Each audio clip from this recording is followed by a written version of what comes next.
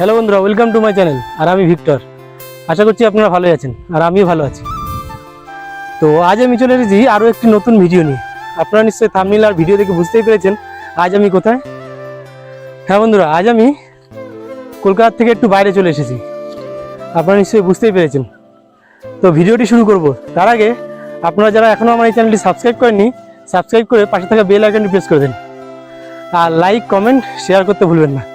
হাঁপিয়ে যাচ্ছি, এত উঁচু। তো চলুন ভিডিওটি শুরু করি।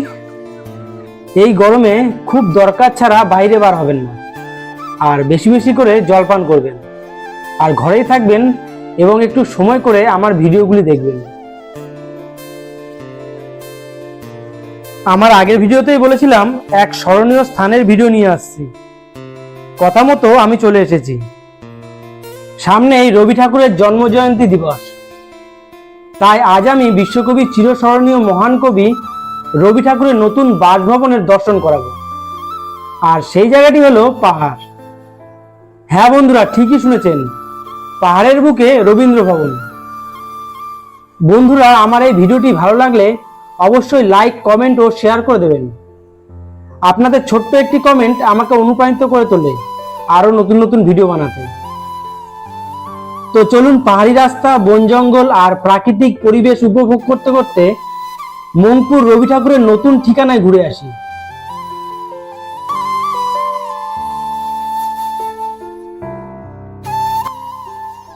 দার্জিলিং এর মংপু, এখানেই আছে রবীন্দ্র ভবন। প্রায় ৩,৮০০ ফুট উচ্চতায় বিশ্বকবি রবীন্দ্রনাথ ঠাকুরের স্মৃতি বিজড়িত রবীন্দ্র ভবনের সামনেই চলে এলাম আমরা। মংপু বিখ্যাত সিংকনা প্লান্ট স্টেশনের জন্য। সামনেই খুব সুন্দর একটি ট্রি হাউস আছে। রবীন্দ্র ভবন, এই বাড়িটি ছিল আসলে সিংকনা মন্ত্রণালয়ের অধীনে একটি কোয়ার্টার, যেখানে থাকতেন কারখানার দায়িত্বপ্রাপ্ত কুইনান বিশেষজ্ঞ ডাক্তার মনমোহন সিং ও তার স্ত্রী মৈত্রী দেবী। ভিতরে বাউন্ডারির মধ্যে প্রথমেই চোখে পড়বে রবি ঠাকুরের আবক্ষ মূর্তি। বিশ্ববরেণ্য কবি, সাহিত্যিক, সঙ্গীত স্রষ্টা, চিত্রশিল্পী, বিশ্বভারতীর রূপকার, নোবেল পুরস্কারপ্রাপ্ত পৃথিবীর কবি। এই প্রাকৃতিক পরিবেশে এসে নিজেকে খুব ধন্য মনে হচ্ছে। কি যে সুন্দর লাগছে তা ভাষায় প্রকাশ করতে পারবো না। কবিগুরু এইখানে মৈত্রী দেবীর আমন্ত্রণে এই মংপু কোয়ার্টার বা বাড়িতে এসেছেন 4 বার। সামনেই বাগান, শিলাতন বিস্তৃত পাহাড়, সিংকনা চাষের পরিবেশ, আকাশ, আলো, বাতাস, অরণ্য, প্রকৃতির মানুষের কাজের ছন্দে ভরপুর।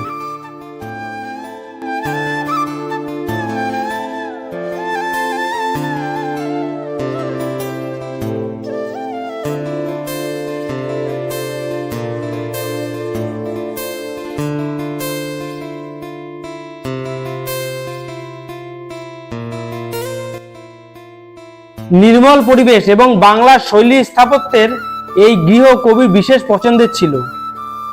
ভিতরে ভিডিও সম্পূর্ণ নিষিদ্ধ। আমি অল্প একটু ভিডিও করেছি, সেটাই আপনাদের দেখাই। আর আপনাদের জানাই কবিগুরু কোন কোন সময় এই ভবনে এসেছিলেন। প্রথমবার কবিগুরু 1938 সালে 5ই জুন এবং 9ই জুন পর্যন্ত তিনি এখানেই ছিলেন। দ্বিতীয়বার 1939 সালে 14ই মে গ্রীষ্মের ছুটি কাটাতে এখানে এসেছিলেন এবং 17ই জুন পর্যন্ত থাকার পর তিনি কলকাতায় ফিরে আসেন। এরপর তৃতীয়বার 1939 সালে 12ই সেপ্টেম্বর তিনি এখানে আসেন এবং নভেম্বরের দ্বিতীয় সপ্তাহে ফিরে এসেছিলেন কলকাতায়। চতুর্থবার এবং শেষবার তিনি এসেছিলেন 1940 সালে 21শে এপ্রিল। এই সময় 25শে বৈশাখ তার জন্মদিন এখানেই পালন করা হয়েছিল।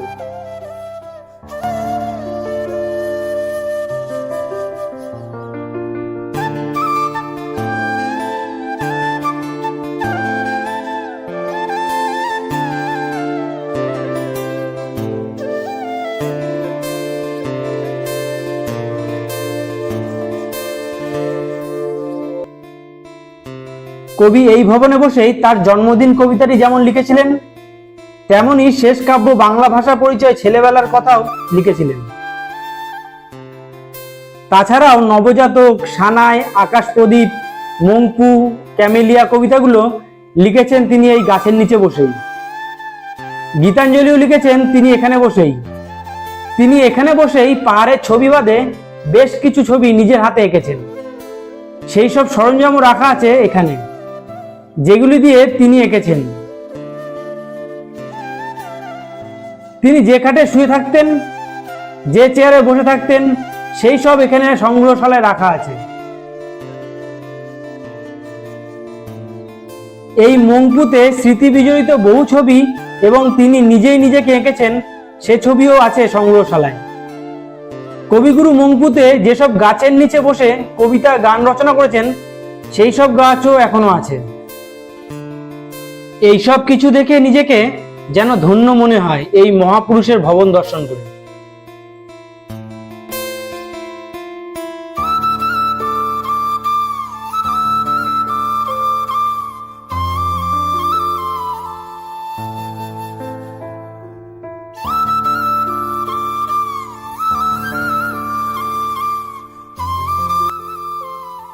মুংপু দার্জিলিং থেকে 25 কিমি আর নিউ জলপাইগুড়ি থেকে 50 কিমি দূরত্বে অবস্থিত। তাই দার্জিলিং আসা যাওয়ার পথে আপনারা একবার হলেও আমাদের সকলের বিশ্বকবি রবীন্দ্রনাথ ঠাকুরের এই মুংপু রবীন্দ্র ভবনটি দর্শন করে যাবেন। এখানে প্রবেশ মূল্য 25 টাকা পার হেড। খোলা থাকে সকাল 9টা থেকে 12টা, আবার বেলা 1টা থেকে বিকাল 5টা পর্যন্ত খোলা থাকে। আর হ্যাঁ, প্রতি বৃহস্পতিবার বন্ধ থাকে।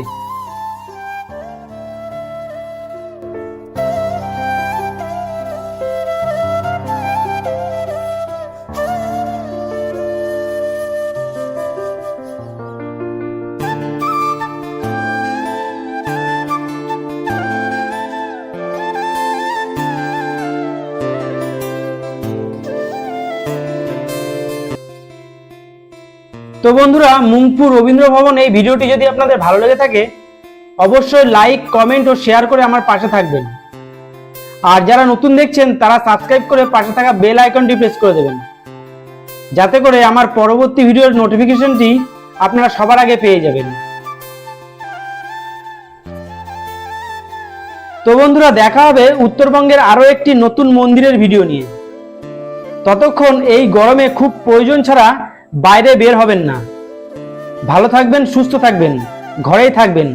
দেখা হবে পরের ভিডিওতে।